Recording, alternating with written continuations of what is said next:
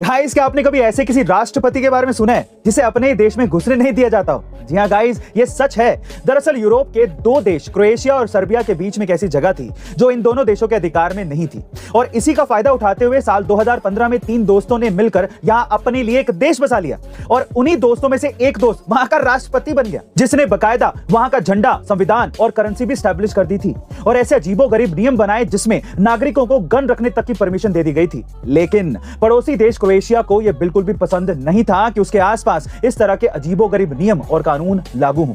बस इसीलिए उसने राष्ट्रपति को गिरफ्तार कर लिया और उस लैंड पर आने जाने वाले सभी लोगों पर बैन लगा दिया। लेकिन इसके बावजूद भी वहां पर 2.5 लाख लोगों ने सिटीजनशिप के लिए अप्लाई कर दिया है। वैसे गाइस, अगर आपको इस देश में रहने का मौका दिया जाए तो आप क्या वहां पर रहना चाहेंगे?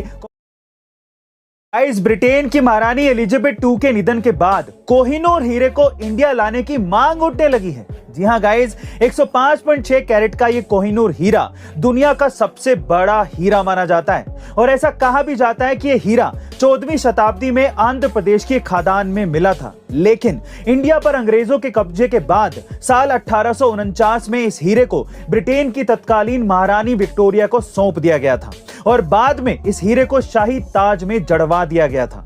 लेकिन असल में देखा जाए तो ये हीरा भारत की एक अमानत है जिसे वापस भारत लाना चाहिए।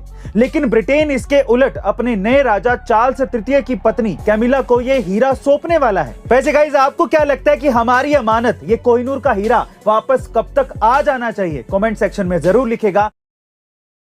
ये बात है साल 1947 की, जब एक सनकी और क्रूर राजा ने हमारे देश में बचे आखिरी 3 चीतों का शिकार करके उन्हें मार दिया था, जिसका परिणाम यह हुआ कि साल 1952 में चीतों की प्रजाति इंडिया से विलुप्त घोषित कर दी गई थी, जिसके बाद ना तो कभी इंडिया के जंगलों में किसी चीते को देखा गया, ना ही उसकी दहाड़ कभी सुनाई दी। लेकिन अब 75 साल बाद इंडिया में एक बार फिर किसी चीते की दहाड़ सुनने को मिलेगी। जी हाँ गाइस, हमारे प्रधानमंत्री नरेंद्र मोदी जी के 72वें जन्मदिन पर 8 चीतों को नामीबिया से इंडिया लाया जा रहा है, जिन्हें मध्य प्रदेश के कुनो पालपुर नेशनल पार्क में रखा जाएगा। यही नहीं, इन चीतों को लाने के लिए गवर्नमेंट ऑफ इंडिया ने एक खास तरीके का एरोप्लेन भी तैयार करवाया है, जिसमें आगे की तरफ हूबहू चीते की तरह ही डिजाइन बनाया गया है।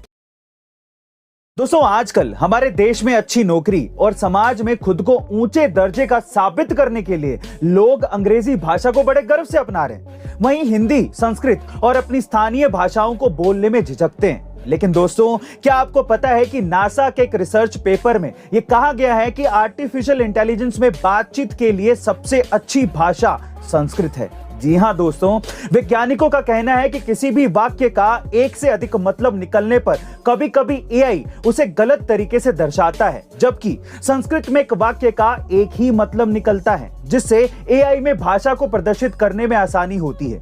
दोस्तों, ये सब मुमकिन है हमारी संस्कृत व्याकरण की वजह से। तो अब सब गर्व से कमेंट सेक्शन में जरूर लिखेगा, हमारी मातृभाषा संस्कृत और हिंदी होनी ही चाहिए। ऐसी अमेजिंग वीडियोस के लिए शेयर, सब्सक्राइब एंड लाइक। मिलते हैं अगली वीडियो में।